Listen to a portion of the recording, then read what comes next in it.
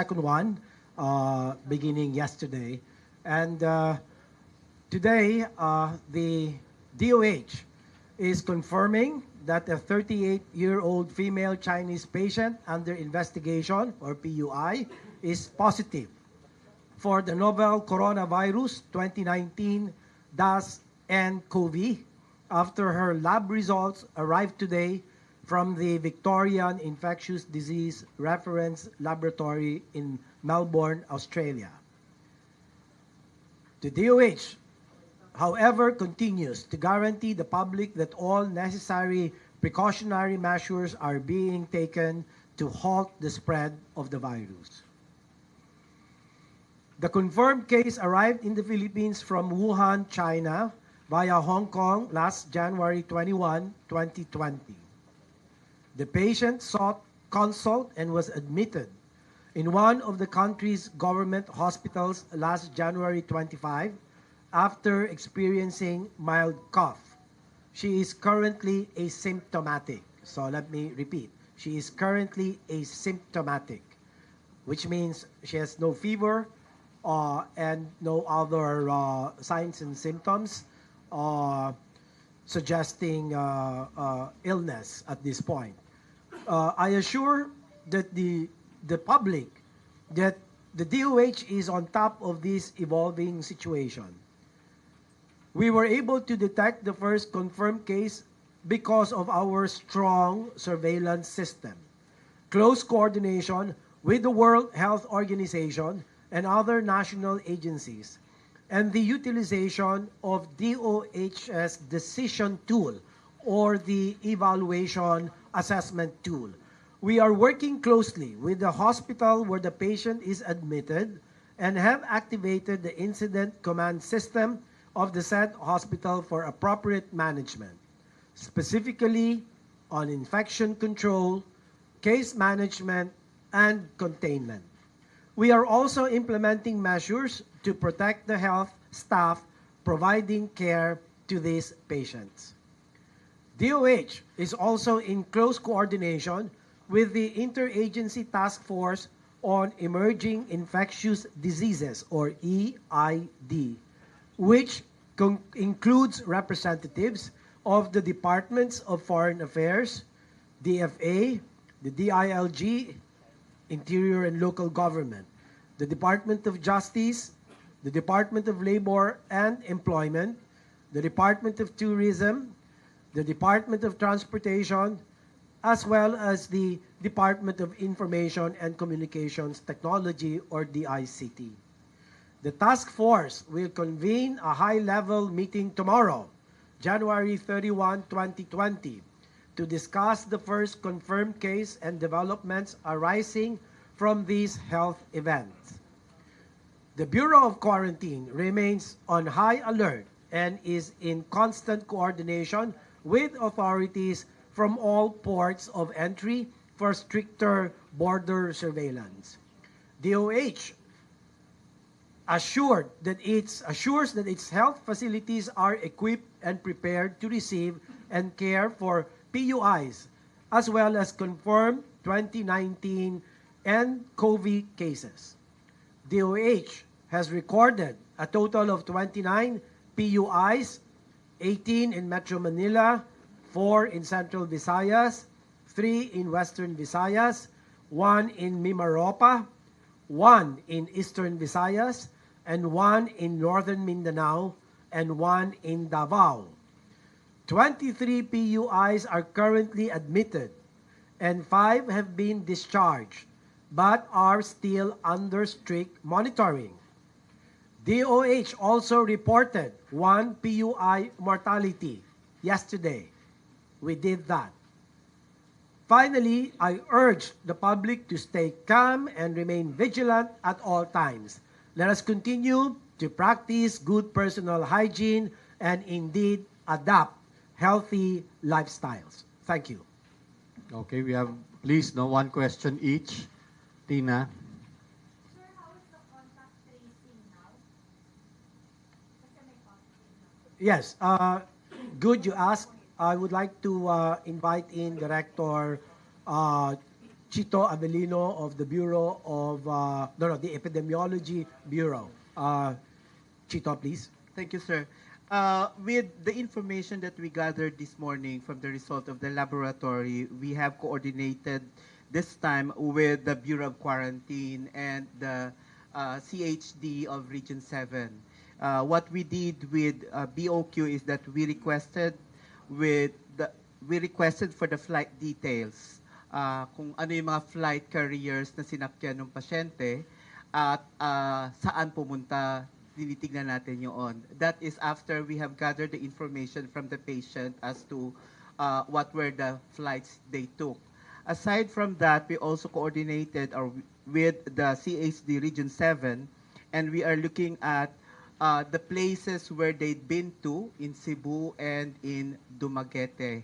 Once we have seen or we have the list of these places, then we do the contact tracing.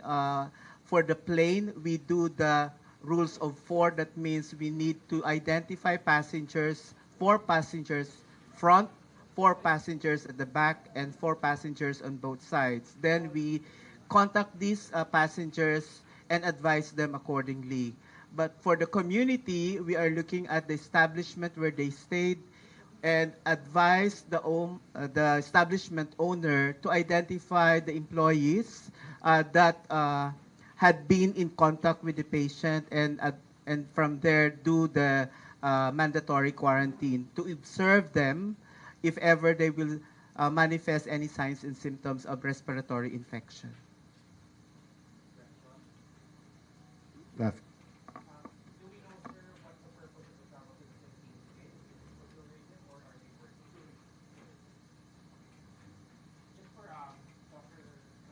Yeah. An Australian news site has published statistics, and it indicated that the Philippines has 4 cases. Do you have any idea on this? And you're citing the World Health Organization. Perhaps they may have some sort of advanced info that we don't have.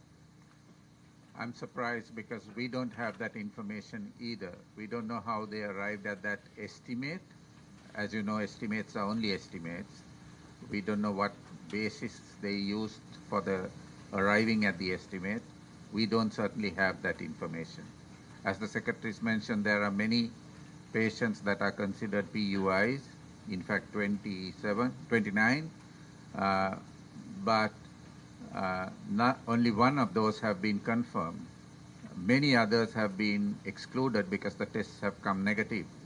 So I have no information as to how this institute arrived at this estimate.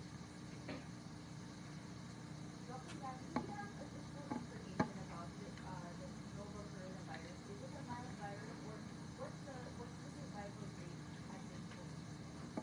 So we are reiterating the most recent numbers issued by our headquarters last evening was 6,065 cases reported to WHO with 132 deaths. More recently this morning, the Chinese have reported further increases in numbers and deaths, which have not yet, I believe, been reported to WHO. But among all of these cases, as you see, there's only 132 deaths that have been reported. If you're looking at a mortality rate, you're talking of less than 3% deaths. This is much lower than previous coronavirus infections, just so that we look at it from a realistic perspective. To Dr. Ratner, sir, the WHO officials at your headquarters will be meeting today to discuss the global health emergency declaration. If indeed they declare the global health emergency for SCOV, what does that entail? What are the implications? So you're correct. The DG has asked for a reconvening of the emergency committee of the international health regulations that will be relooking at the novel coronavirus situation.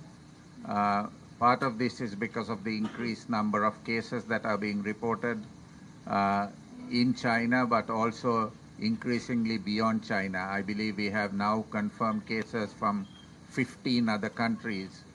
So this changes the situation from the time the committee met on the last occasion on the 23rd, and they will be looking at whether this current situation and the evidence and knowledge that has been gained since the last meeting now constitutes enough evidence to classify this event as a public health emergency of international concern. Let me explain that. What would that mean?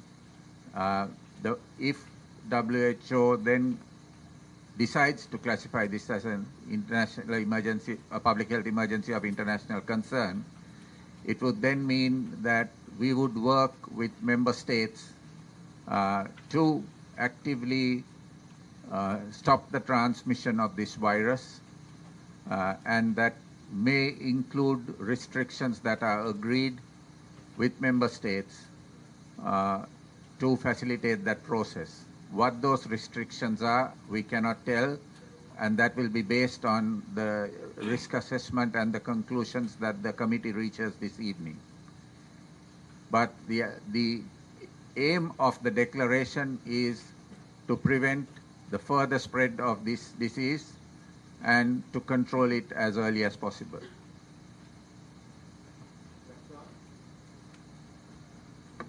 Dr. Rat, the number of the cases already exceeded the number during the SARS virus has infected people in mainland China. Does this mean that it is more, I mean, it is the infected rate of something in COVID is more infectious than the SARS? So the reproductive rate, the number that we look at to define the infectivity of an infection, in this case is lower than for SARS. The numbers have improved, reflecting the increased preparedness and readiness of the Chinese and the early start to the testing of people. So we have to look at it in that context and not purely compare numbers, right?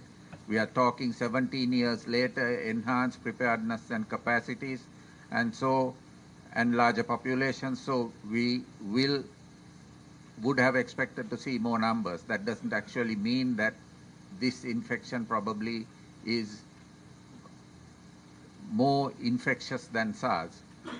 The numbers that we have currently does not support that. Okay, for Tech Ruben and Dr. I think with the conservation of the case now, people will clamor more for a travel ban. Can you spell out for us why this is the right decision to take now? What is the economic repercussions, the legal repercussions,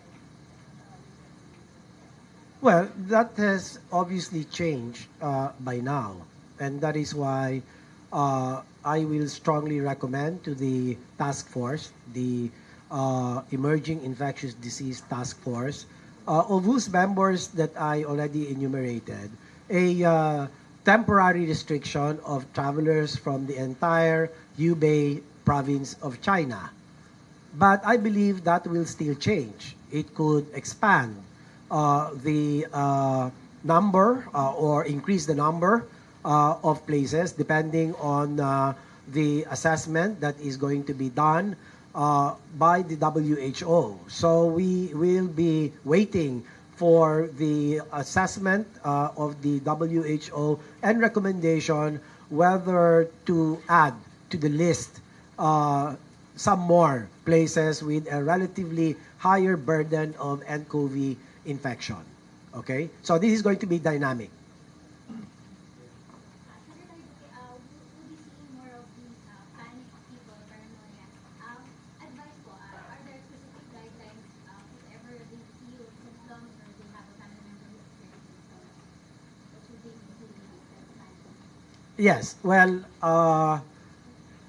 that is assuming they haven't traveled to any of the affected places in China. So you and I, it's the season of flu. Every now and then we develop coughs, colds, slight fever, weakness, body malaise, etc. And what I have been saying is to make sure that we should we should be very conscious about personal hygiene, such as washing of the hands for 20 seconds, palm and at the back of the hands and the digits, make that 20 seconds, and we recommend as often as you can. If not, if you have alcohol, you apply alcohol on your hands, on your palms, and then the cough etiquette, the maintaining the distance of not less than 1 meter apart from the next guy in front, at the back, or at your side. And the hydration, drinking a lot of water, because as I have read yesterday in some articles, it appears that the virus will be difficult to inactivate in low temperatures and low humidity, or dry atmosphere. So having said that, therefore, I strongly recommend as your doctor that you have to drink a lot of water, make sure your throat is moist so that the virus doesn't attach to it and gets eventually absorbed. And then, of course, the intake of nutritious food stuff rich in vitamins A, C, D, E, and also mineral zinc. You can get that included in the multivitamins that you take. Instead of iron, you deliberately point out to those that with zinc, kasi that's been proven to protect the throat. Drink a lot of fruit juices rich in vitamin C. Eat put malunggay in many of your soup or other food stuff, and avoid crowded places as much as possible. And if you are feeling any of the symptoms I have just mentioned, do wear a surgical mask. It's going to help prevent the spread of whatever virus you have. This is not just talking about nCoV, but you have alpha influenza virus, you have the beta influenza virus, you have the streptococcus pneumoniae, you have the Haemophilus influenza, and also even some opportunistic microorganisms. Huh? Because if your resistance is weak, then even the ubiquitous organisms that we breathe every now and then will tend to cause disease in people with very poor immunity. Take two more questions. Sir, yun lang po detalye sana nung na-question natin. Ito po ba yung kasama dun sa pinigil sa Hong Kong? Tapos po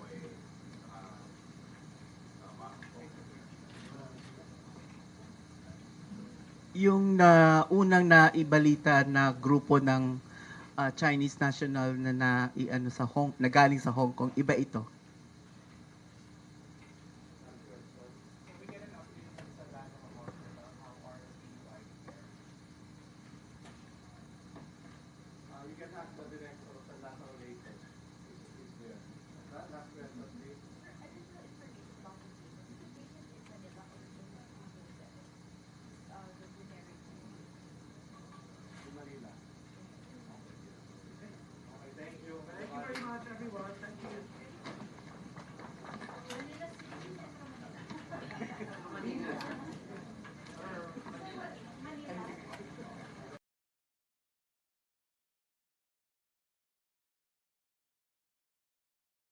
Sometimes we forget why we're here. It's easy to fall off track. These help us remember.